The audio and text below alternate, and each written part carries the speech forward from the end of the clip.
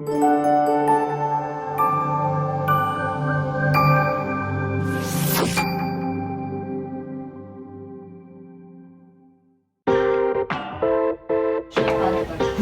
To Tastee with me Kritika. இன்னைக்கு வந்து எங்க வீட்ல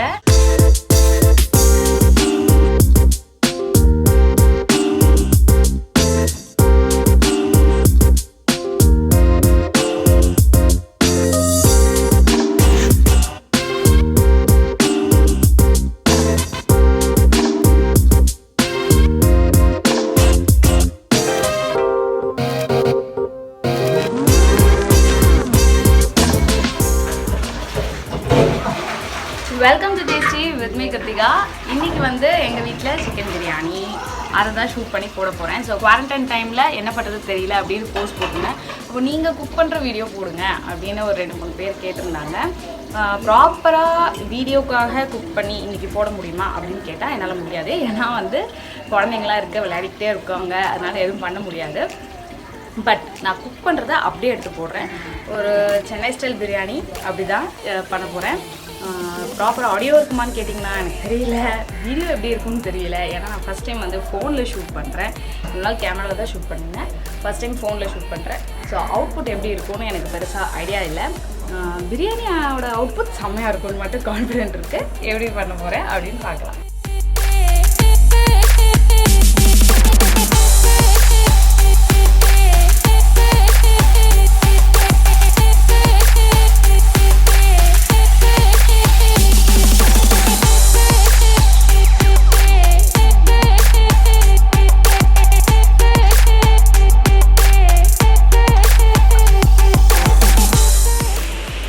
இப்போ சிக்கன் பிரியாணி குக் பண்ண ஆரம்பிச்சாச்சு. தேவையானது எல்லாமே நான் கட் பண்ணி வச்சுட்டேன். என்னென்ன பண்ணி வச்சுருக்கேன் அப்படின்றத இப்போ பார்ப்போம்.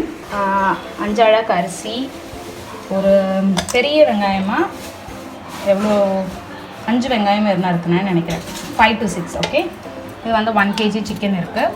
புதினா, கொத்தமல்லி, இஞ்சி பூண்டு பேஸ்ட்டு, அதுக்கப்புறம் தேவையான பட்டை, லவங்கம் இதெல்லாம் இங்கே இருக்குது. பிரியாணி பாத்திரமும் ரெடி. அப்புறம் மிளகாத்தூள், மல்லித்தூள் இதெல்லாம் எவ்வளோ போட போகிறேன் அப்படின்றத வந்து பண்ண சொல்கிறேன். சென்னை பிரியாணி அப்படின்னு வேறு சொல்லிட்டேன். நான் ஜென்ரலாக என்னோடய பிரியாணியில் வந்துட்டு டொமேட்டோ ஆட் பண்ண மாட்டேன், கர்ட் மட்டும்தான் ஆட் பண்ணுவேன். டொமேட்டோ ஆட் பண்ணால் எனக்கு என்னமோ வந்து கொஞ்சம் புளிப்பாக தக்காளி சாதம் மாதிரி இருக்க மாதிரி ஒரு ஃபீல் இருக்கும். அது எனக்கு இன் பர்சனலாக அதையும் சொல்லிடுறேன். அதனால் தயிர் தான் நான் ஃபுல்லாகவே ஆட் பண்ணுவேன். மேரினேட் பண்ணலை இன்றைக்கி, ஏன்னா குயிக்காக பண்ணிடலாம் அப்படின்றனால மேரினேட் பண்ணல. கடாய் காஞ்சிருச்சு.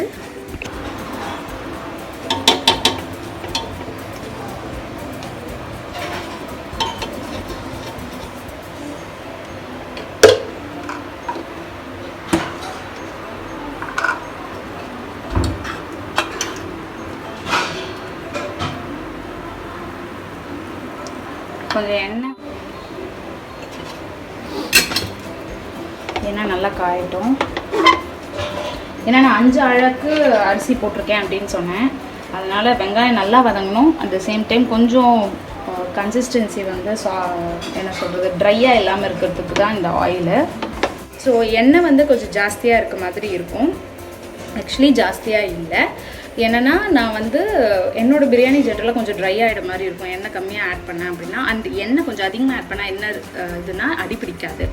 அதுக்காக தான் எண்ணெய் ஒரு கரண்டி நான் 1 or 2 டேபிள் ஸ்பூன் வந்து எக்ஸ்ட்ராவாக ஆட் பண்ணுவேன். கீ 2 டேபிள் ஸ்பூனும், ஆயில் வந்து 7 to 8 டேபிள் ஸ்பூனும் ஆட் பண்ணியிருக்கேன். எண்ணெய் நல்லா காஞ்சிருச்சு. பட்டை, ஏலக்காய் இலை, அப்புறம் வந்து பெரிய ஏலக்காய் ஒன்று ஆட் பண்ணியிருக்கேன். ஸ்டார் ரிங்ஸ் இருக்குது. அச்சோ, பச்சை மிளகாய் கட் பண்ண மறந்துட்டேனே. வெங்காயத்தை போட்டுட்டு கட் பண்ணுறேன்.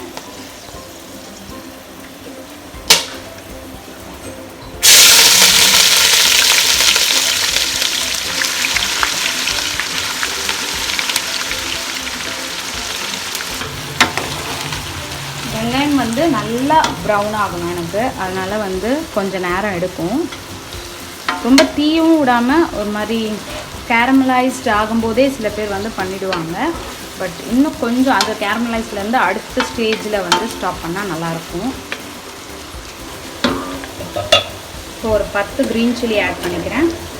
5 அழகு அரிசி போட்டிருந்தேன், அதில் வந்து 10 க்ரீன் சில்லி ஆட் பண்ணியிருக்கேன். நான் வந்து மிளகாத்தூள் கொஞ்சம் கம்மியாக தான் ஆட் பண்ணுவேன். பச்சை மிளகாவோட காரம் தான் ஆக்சுவலாக பிரியாணிக்கு இன்னும் டேஸ்ட் ஃப்ளேவர் தரும். அண்ட் காரம் கொஞ்சம் இன்றைக்கி கம்மி தான், ஏன்னா குழந்தைங்க ரொம்ப இன்ட்ரெஸ்டாக ஆவலை பிரியாணிக்காக வெயிட் பண்ணிட்டுருக்காங்க. அவங்க சாப்பிடணுன்றனால கொஞ்சம் பிரியாணிக்கு காரம் கம்மி தான்.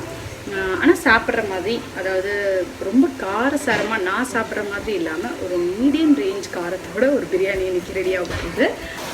லைட்டாக சால்ட் போடுறேன், அதாவது 1/2 டீஸ்பூன் சால்ட் போட்டிருக்கேன். கொஞ்சம் வெங்காயம் சீக்கிரம் வதங்கும், வேறு ஒன்றும் இல்லை.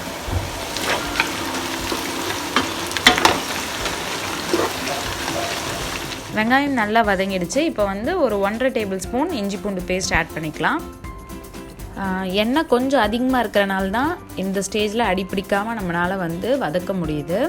இதே வந்து எண்ணெய் கொஞ்சம் கம்மியாக இருந்ததுன்னு வைங்களேன், இந்த நான்ஸ்டிக் பேன் இல்லாமல் நம்ம ப்ரெஷர் குக்கர் அந்த மாதிரி எதுலையாவது பண்ணோன்னா அடி பிடிச்சிரும். அதனால தான் நான் கொஞ்சம் எண்ணெய் ஜாஸ்தியாக சேர்த்துது.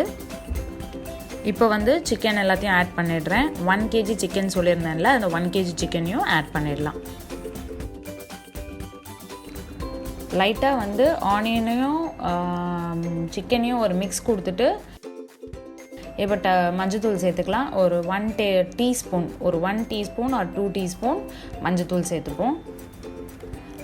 மஞ்சத்தூளை வந்து நல்லா ஒரு மிக்ஸ் கொடுத்துட்டு ஒரு 5 மினிட்ஸ் வந்து க்ளோஸ் பண்ணி குக் பண்ணுவோம்.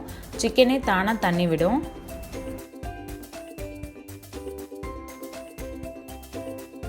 பச்சை மிளகா வந்து 10 போட்டிருந்தேன். ரொம்ப காரமாக இருந்தால் குழந்தைங்க சாப்பிட்றது கஷ்டமாக இருக்கும். அதனால் நான் 1 டேபிள் ஸ்பூன் மிளகாய்த்தூள் தான் ஆட் பண்ணுறேன். அப்புறமா பார்த்துக்கிட்டு காரம் கம்மியாக இருந்தால் இன்னும் கொஞ்சம் லைட்டாக ஆட் பண்ணுவேன். அதாவது ஒரு 1/2 டீஸ்பூன் தான் ஆட் பண்ணுவேன், அதுக்கு மேலே பெருசாக ஆட் பண்ண மாட்டேன். மல்லித்தூள் வந்து 4 to 5 டேபிள் ஸ்பூன் ஆட் பண்ணிக்கலாம்.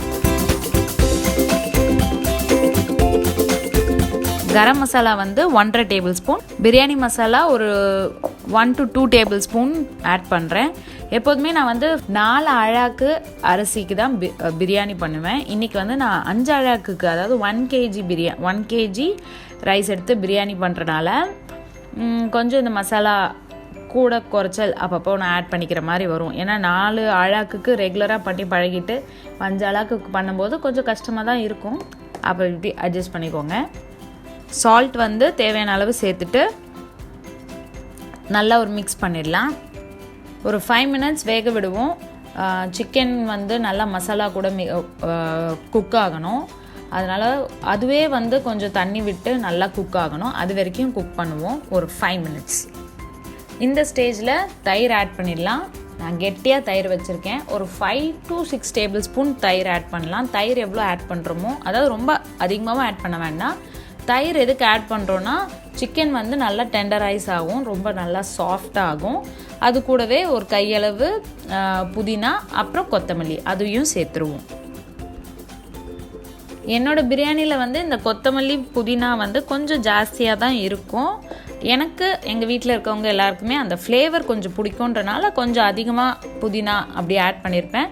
உங்களுக்கு பிடிக்கல அப்படின்னா, அந்த ஃப்ளேவர் அவ்வளோவா பிடிக்காதுன்றவங்க கொஞ்சம் கம்மியாக ஆட் பண்ணிக்கோங்க.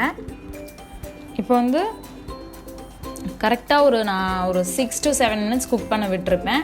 நல்லா குக் ஆனதுக்கப்புறம் தண்ணி சேர்த்துக்கலாம். 5 அழகு அரிசிக்கு வந்து ஆக்சுவலாக 10 டம்ளர் தண்ணி சேர்ப்போம். நான் வந்து 10.5 டம்ளர் சேர்க்குறேன். ஏன்னா கொஞ்சம் என்ன சொல்கிறது, மாய்ஸ்சராக இருக்கணும் ரைஸ். ரொம்ப ட்ரையாக இருந்தால், ஹோட்டலில் சாப்பிட்ற மாதிரி இருந்தால் குழந்தைங்க சாப்பிட மாட்டாங்க. அப்படின்றனால 10.5 டம்ளர் தண்ணி ஆட் பண்ணுறேன். தண்ணி நல்லா கொதிக்க ஆரம்பிச்சிருச்சு. இதே ப்ரெஷர் குக்கரில் பண்ணுற பிரியாணியாக இருந்தால் தண்ணி கொதிச்சதுக்கப்புறம் அரிசியை போட்டுட்டு ஒரு 5 மினிட்ஸ் இல்லை ஒரு விசில் வச்சா போதும். அதுக்கப்புறம் அதே தம்மில் அப்படியே அந்த ஆவி ஸ்டீம் அடங்குற வரைக்கும் தம்மில் வச்சுட்டா கரெக்டாக இருக்கும். இப்போது நான் இப்படி பண்ணும்போது என்ன பண்ணுறேன் அப்படின்னா, இதுவும் அதே மெத்தட் தான். தண்ணி நல்லா கொதிச்சதுக்கப்புறம் அரிசியை போட்டுட்டு நான் அப்படியே மூடி வச்சுருவேன். நல்லா தண்ணி சுண்டுன அப்புறம் ஃபுல் சிம்மில் வச்சுட்டு ஸ்டீம் வெளியே போகாத மாதிரி இந்த மேலே லாக் பண்ணிடுவேன். இந்த மாவு வச்சுலாம் வந்து நான் லாக் பண்ணிலாம் பிரியாணி பண்ணுவோம். அது வந்து நல்லா தம் போடும்போது பண்ணுறது. இது வந்து குயிக்காக பண்ணுற பிரியாணின்றனால அந்த ஸ்டேஜில் நம்ம பண்ணாமல் கீழே தவாவை மட்டும் வச்சு அது மேலே வச்சுட்டு ஒரு 5 மினிட்ஸ் தம் பண்ணுவேன். அவ்வளோதான். இப்போ தண்ணி நல்லா கொதிச்சிருச்சு. தண்ணி நல்லா கொதிச்சிருச்சு. சால்ட் மட்டும் கொஞ்சம் கம்மியாக இருந்தது. குழம்புக்கு கரெக்டாக இருக்கும். சால்ட் கரெக்டாக இருக்கும் நினைக்கிறேன். வாசனையிலே தெரியுது. வாசனையிலே தெரிஞ்சிச்சா? கொஞ்சமாக, ஏன்னா அரிசி போடும்போது சால்ட் வந்து பத்தாது பிரியாணிக்கு, அதனால் ஒரு 1/2 டீஸ்பூன் சால்ட் மட்டும் போட்டுப்பேன். அரிசி ஆட் பண்ணிடலாம்.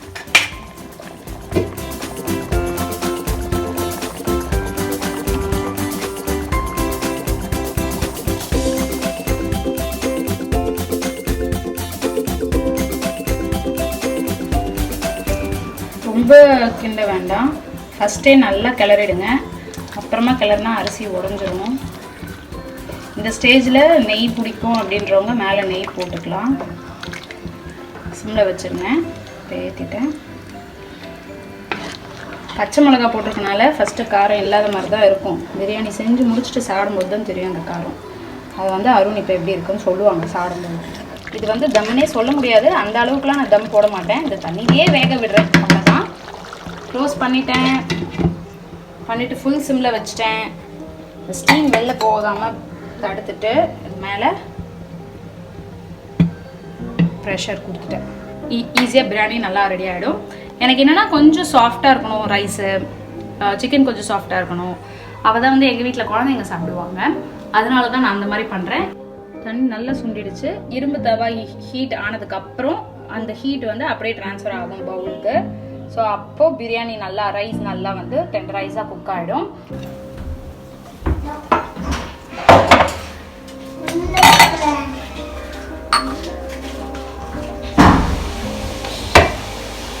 ஸோ நான் வந்து கிட்டத்தட்ட ஒரு 10 to 15 minutes, அதாவது 10 minutes வந்து லோ ஃப்ளேமில் வந்து தம் போட்டுட்டு அதுக்கப்புறமாவும் ஒரு 5 minutes ஓப்பன் பண்ணாமே வச்சுருந்தேன். இப்போ வந்து பிரியாணி பார்த்தோன்னா உதிரியாகவும் இருக்குது, அட் த சேம் டைம் மாய்ஸ்சரும் இருக்குது பிரியாணியில். ஸோ ரைஸ் வந்து கொஞ்சம் மாய்ஸ்சராக இருந்தால் தான் குழந்தைங்க சாப்பிட்றதுக்கு ஈஸியாக இருக்கும்.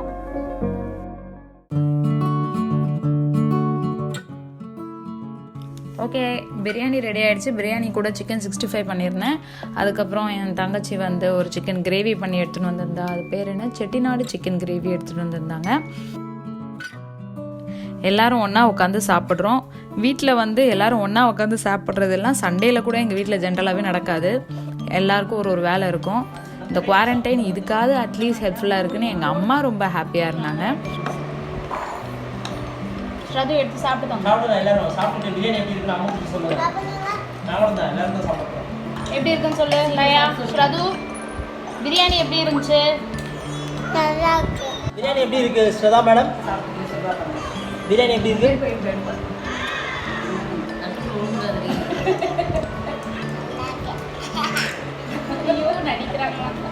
ஸோ ஃபைனலி பிரியாணி நல்லா இருக்குன்னு 2 குட்டீஸும் சொல்லிட்டதில் எனக்கு ரொம்ப ஹாப்பி. இந்த வீடியோ உங்களுக்குலாம் நிச்சயமாக பிடிச்சிருக்கும்னு நினைக்கிறேன். இந்த வீடியோ உங்களுக்குலாம் பிடிச்சிருந்தா மறக்காமல் யூடியூப் சேனல் டேஸ்டியை like, comment, share and subscribe பண்ணுங்கள். Tasty with me Kiruthika.